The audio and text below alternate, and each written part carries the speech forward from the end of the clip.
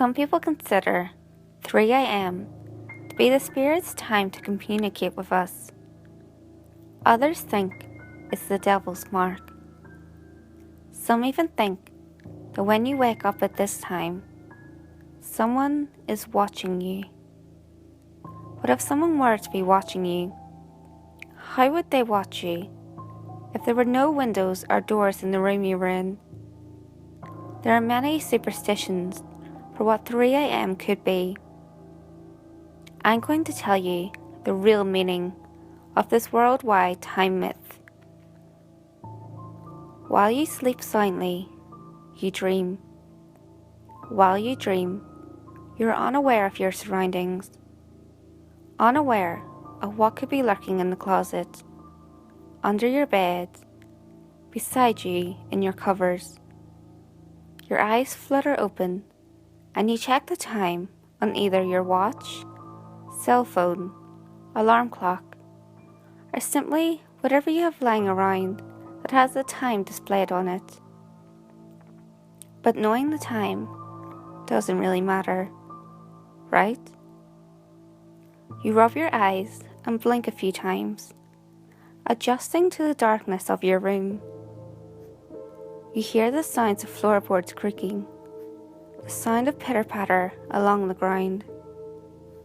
I'm sure it's just mice, you think to yourself. Maybe it's just a mouse, or a large rat. A very large rat indeed, to be making such loud footsteps. You dare not look over the edge of your bed, for you are paralysed in your fear. You're just scaring yourself. Enough already with this foolishness, you tell yourself.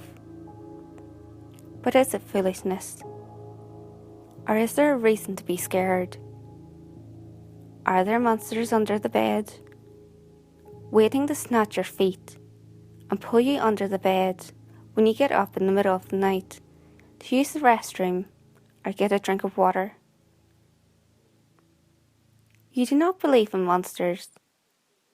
Those were stories that your mother or father told you years ago as a child. The boogeyman, Sandman, and other monster stories were just stories to give you a spook. Right? Yeah, right. Monsters aren't real. You think and chuckle at your childish fears. But wait, what was that? That pitter-patter of feet seemed to be getting closer. You squeeze your eyes tightly shut as you hear the long, loud screech of your door creaking open, ever so slowly. Was that a giggle you just heard? No, of course not. Mice don't giggle. Neither do rats. You're being delusional. You open your eyes slowly and stare at your ceiling. There is movement under your covers. The covers that you stay under to provide your warmth and comfort. It's moving toward you slowly, in a crooked fashion. It looks as if it's limping beneath the blankets. You're frozen in terror, afraid to move, or else you might give away your location. You feel something tugging at the loose clothes that you wear. Oh Jesus, what is that? You yank away the covers and throw them to the ground and grasp at what you see. The creature is lopsided, grotesque, in a way that makes your stomach turn in knots. It wears torn fabric that looks like hundreds of years old. It tilts its head to the right and gives you a crooked smile. Its dark eyes, without pupils, stare at you, unblinking. You slowly begin to push yourself up into a sitting position, backing away from the creature. This doesn't seem to bother it though. It simply limps closer and closer until it has reached your leg. It pulls itself onto you and begins to crawl. slowly, oh so slowly. It bears a crooked, toothy grin. Its grey skin hangs from its bony body. It smells horrid, a smell you've not come to face before. But you know that smell, even without smelling it before. It's the smell of rot, but not like any rot.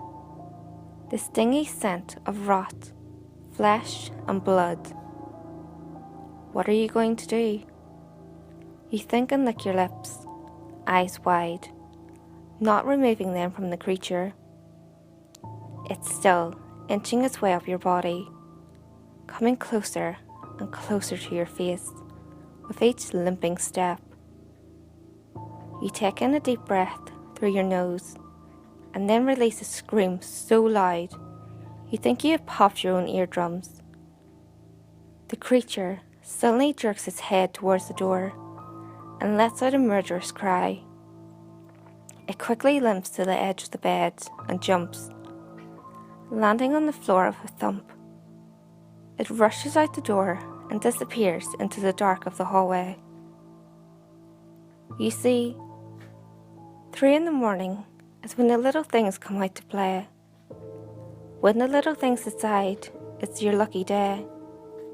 When the little things show themselves. But don't let this deceive you. The first time you see them is almost certainly the last. You're lucky if you can get away safely.